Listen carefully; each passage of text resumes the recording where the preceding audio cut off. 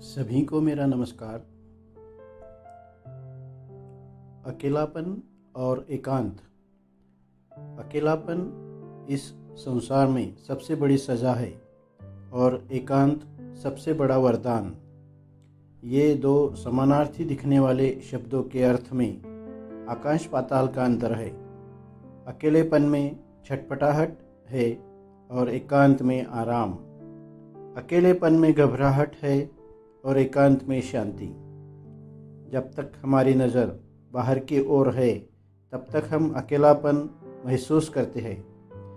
जैसे ही हमारी नज़र भीतर की तरफ मुड़ी तो एकांत अनुभव होने लगता है। ये जीवन और कुछ नहीं, वस्तुतः अकेलेपन से एकांत की ओर एक यात्रा ही है। ऐसी यात्रा जिसमें रास्ता भी हम है, राही भी हम है और मंजिल भी हम ही है। अकेलापन, आप जब अकेले होते हैं तो जाहिर है कि कुछ सोचते होंगे या किसी की याद ही आती होगी। हम जब किसी को याद करते हैं तो दुख होता है।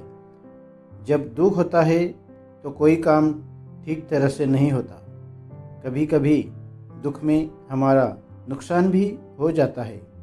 अकेलापन हमारे शरीर को थका देता है, मन उदास कर देता है।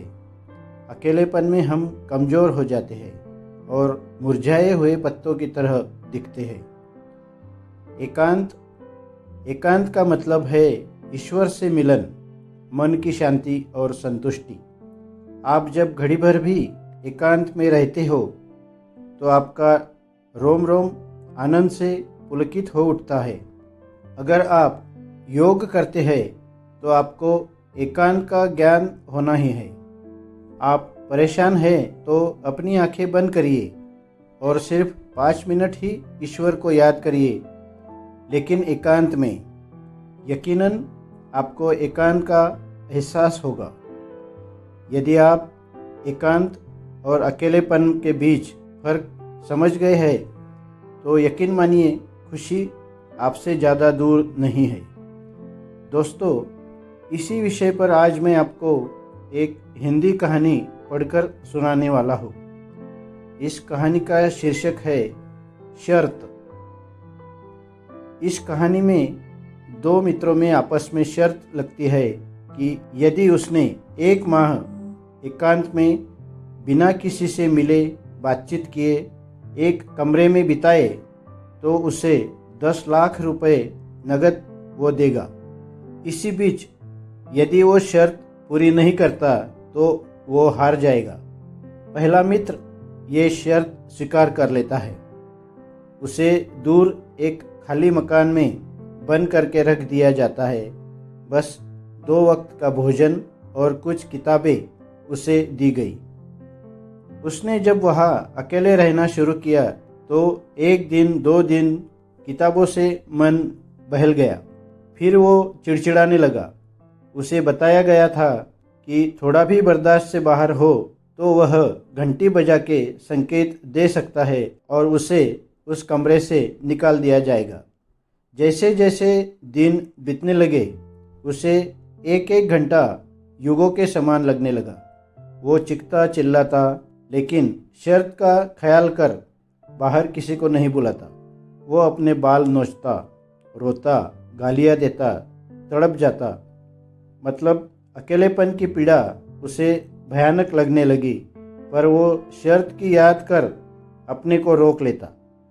कुछ दिन और बीते तो धीरे धीरे उसके भीतर एक अजीब शांति घटित होने लगी। अब उसे किसी की आवश्यकता का अनुभव नहीं होने लगा। वह बस मौन बैठा रहता, एकदम शांत। उसका चिल्लाना चीखना बंद हो गया। इधर उसके दोस्त को चिंता होने लगी कि 1 माह के दिन पर दिन बीत रहे हैं और उसका दोस्त है कि बाहर ही नहीं आ रहा है। माह के अब अंतिम 2 दिन शेष थे। इधर उस दोस्त का व्यापार चौपट हो गया, वो दिवालिया हो गया। उसे अब चिंता होने लगी कि यदि उसके मित्र ने शर्त जीत ली तो इतने पैसे उसे कहाँ से देगा। वह उसे गोली मारने की योजना बनाता है और उसे मारने के लिए जाता है। जब वह वहाँ पहुँचता है तो उसके आश्चर्य का ठिकाना नहीं रहता। वो दोस्त शर्त के 1 माह के ठीक 1 दिन पहले वहाँ से चला जाता है और एक खत अपने दोस्त के नाम छोड़ जाता है। खत में लिखा होता है, प्यारे दोस्त, इन 1 महीने में मैंने वो चीज़ पा ली है जिसका कोई मोल नहीं चुका सकता। मैंने अकेले में रहकर असीम शांति का सुख पा लिया है और मैं ये भी जान चुका हूँ कि जितनी ज़रूरतें हमारी कम होती जाती है उतना हमें असीम आनंद और शांति मिलती है। मैंने इन दिनों परमात्मा के असीम प्यार को जान लिया है, इसलिए मैं अपनी ओर से यह शर्त तोड़ रहा हूँ। अब मुझे तुम्हारे शर्त के पैसे की ज़रूरत नहीं है।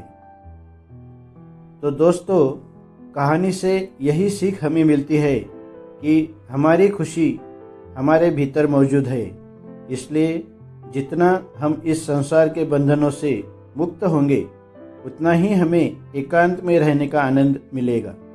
अगर हम अकेलेपन को एकांत में तब्दील कर पाए तो फिर अकेलापन हमारे लिए वरदान साबित हो सकता है। नमस्कार, धन्यवाद। दोस्तों, मेरी यह कहानी को आप पढ़ना आपको कैसा लगा, यह मुझे कमेंट बॉक्स में लिखकर ज़रूर बताएं। और अगर आपको अच्छा लगा तो लाइक करें और चैनल को कृपया सब्सक्राइब करें। धन्यवाद।